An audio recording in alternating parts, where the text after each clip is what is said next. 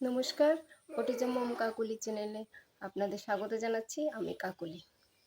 আজকে যে বিষয়টা নিয়ে আমি কথা বলবো সেটা হচ্ছে অটিজম বাচ্চাদের খাওয়া দাওয়ার বিষয়। কি করে আপনারা আপনাদের অটিস্টিক বাচ্চাকে নিজের হাতে খেতে উৎসাহিত করবেন, অভ্যস্ত করবেন। প্যারেন্টস, আপনারা আপনাদের বাচ্চা যদি 4-5 বছর হয়ে থাকে এখনও হাত দিয়ে নিজের হাতে খাওয়া শেখেনি, তাহলে ওই সমস্ত অটিস্টিক বাচ্চাদের আপনারা নিজের হাতে কি করে খাবে তার জন্য উৎসাহিত করবেন এবং এটা অভ্যাসে পরিণত করবেন, কারণ এটা খুবই গুরুত্বপূর্ণ। প্রতিদিন আমাদের নিজের হাতেই খেতে হয়, সেটা স্পেশাল চাইল্ড হোক বা নর্মাল চাইল্ড বা অন্য যে কেউ হোক। তাই আপনারা বাচ্চাদের কি করে অভ্যস্ত করবেন সেটাই আমি বলছি। আমাদের স্পেশাল চাইল্ডরা, অটিস্টিক বাচ্চারা কিছুতেই নিজের হাতে প্রথমে খাবার খেতে চায় না। এই কারণে আমরা প্যারেন্টসরা অনেক বছর ধরে বাচ্চাদের নিজেরাই খাইয়ে দিই। কারণ প্রথমত ওদের দিলে ওরা খাবারটা অনেকেই টাচ করতে চায় না, বা হাতের মধ্যে দিয়ে দিলেও খেতে চায় না, মুখে পুরতে চায় না।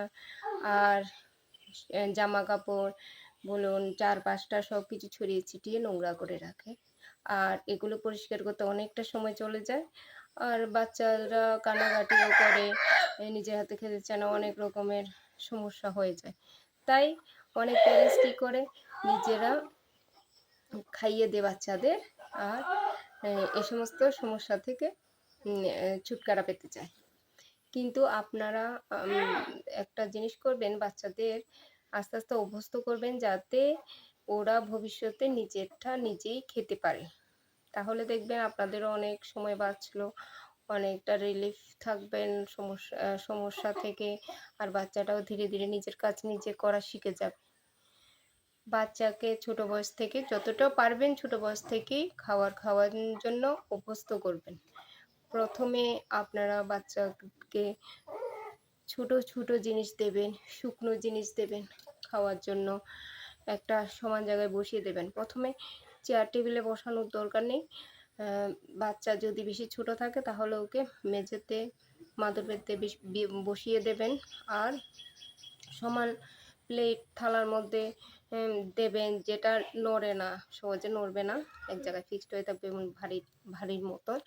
তো ওখানে আপনারা কিছু ফলের টুকরো ছোটো ছোটো করে, যেমন আমের টুকরো, তারপরে ধরেন পেঁপে, তারপরে ধরুন ড্রাগন ফ্রুট দিতে পারেন, যেগুলো হাত দিয়ে ইজিলি তুলে বাচ্চা মুখে দিতে পারবে। এবং বাচ্চার বয়স অনুযায়ী দেবেন। একটু ছোটো বাচ্চা হলে ছোটো দেবেন, যাতে ওরা ফিঙ্গার দিয়ে ভালো করে খাবারটাকে এভাবে করে তুলে নিতে পারে।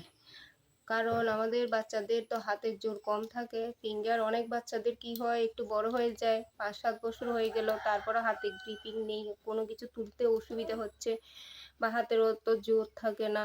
অনেকে তো একটা জিনিস এভাবে আঙ্গুল দিয়ে তোলার পরিবর্তে এভাবে তোলে, এভাবে মুখে নিয়ে নেয়। যে এভাবে তুলে যে আঙ্গুল দিয়ে মুখে নেবে, হাতটা দিয়ে, ওটা অনেক বাচ্চা বোঝে না। তাই ওদের অভ্যাস করাতে হবে।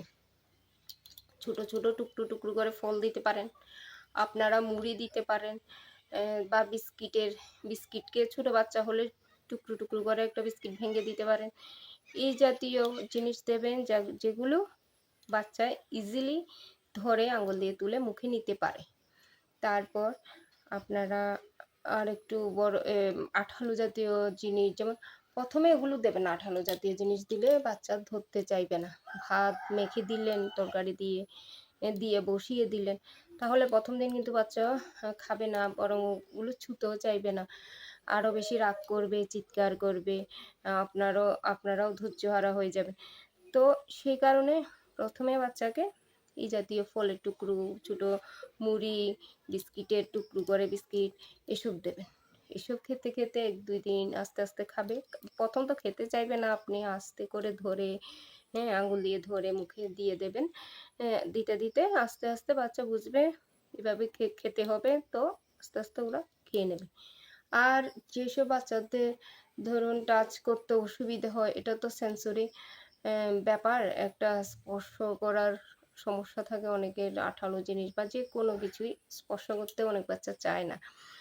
তো ওদের ওটা সেন্সরি প্রবলেম হয়। অনেকের আঙ্গুলের জোর কম থাকে, হাতের ফিঙ্গার মানে ফাইন মোটরসগুলো দুর্বল থাকে। তো ওসব ওই বাচ্চাদের আপনারা ফাইন মোটর অ্যাক্টিভিটি করাবেন বাড়িতে।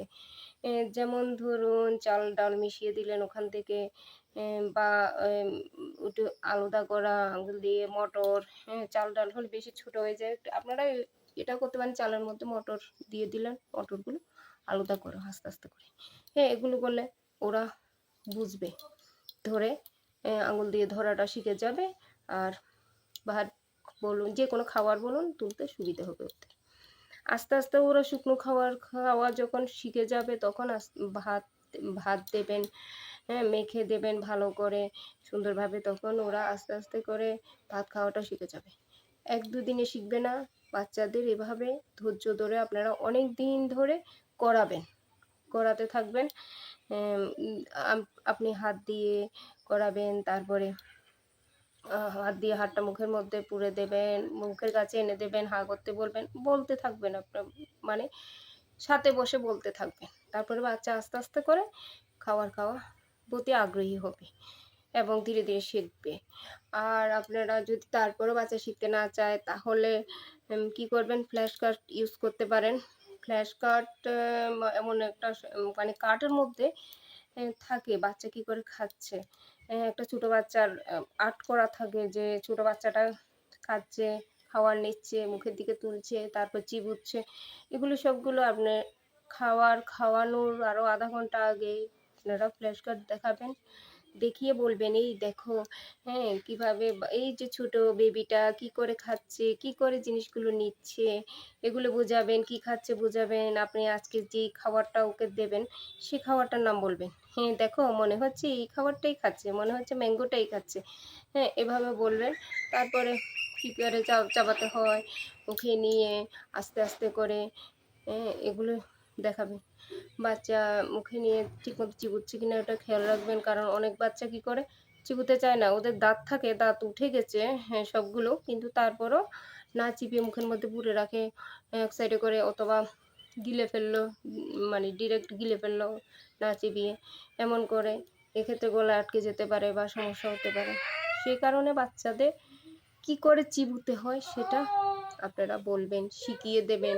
প্রয়োজন বোধে আপনি সাইডে বসে আপনি একটু মুখে দিবেন, দিয়ে আপনি এভাবে করে অভিনয় করবেন চেবানো, আর চিবিয়ে দেখাবেন প্রয়োজন বোধে, তারপর গিলে দেখাবেন। আস্তে আস্তে বাচ্চা যাতে ফোকাসও বৃদ্ধি পায়, আপনার দিকে তাকাবে, কি করে করছেন আপনি কাজটা দেখে ওর মধ্যে একটা খাওয়ার প্রতি আগ্রহ জাগবে এবং ও নিজে থেকে খাবারটা খেতে চাইবে, আপনাকে অনুকরণ করতে চাইবে, আপনাকে দেখে দেখে খাওয়া শিখে যাবে।